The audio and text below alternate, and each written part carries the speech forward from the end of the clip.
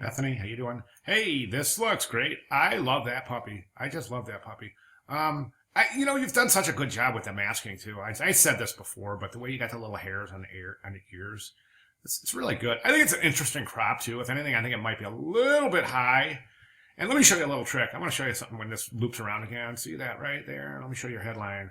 Come on. Okay, right there. That headline's placed pretty good. But one little trick that we do is whenever you have something looking at something, especially humans or animals, anything with eyeballs, really, and you can pull that down a little bit in the composition and try to align the eyeballs with the headline. It's a really neat trick. It works beautifully because it creates this wonderful eye movement that goes. It kind of creates the plane, the horizontal plane of the eyes. It's the way that the type starts in the same horizontal plane with the eyes is a very, very comfortable thing.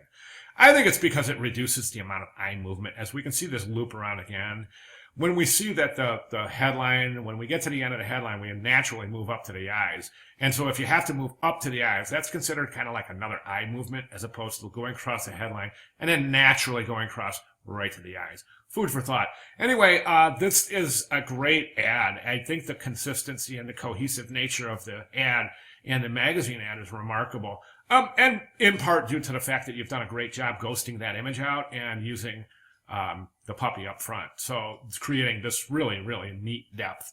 The logo is definitely too small. I can hear your client now screaming at you. Oh, what are you doing? You get my logo out there where they can see it, which means you're going to have to rearrange some things.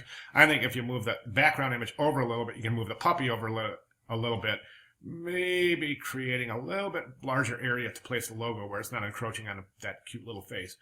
The type itself and the web banner animations are handled beautifully. One thing I recommend, and I just got done over in grading with this, so I just made these comments over there. But the stroke, you don't want to stroke type. It's a bad practice. It really is. In typography, it's considered to be a bad practice. And the reason is because it ends up changing the shape of the letters. It's true, for sure. You can see it when we get a smaller size. Right here, see how that A starts encroaching on the C? It's bad practice. I recommend not doing it. If you need to try to draw some sort of attention or separate your type from the background, don't do it with a stroke. Okay, holistic hair, that looks great. Your best friend, I like the way that fades in. But we don't need this 15% because this is a banner ad. All you want them to do is click and you're done. So you don't have to try to sell. You've already got their attention.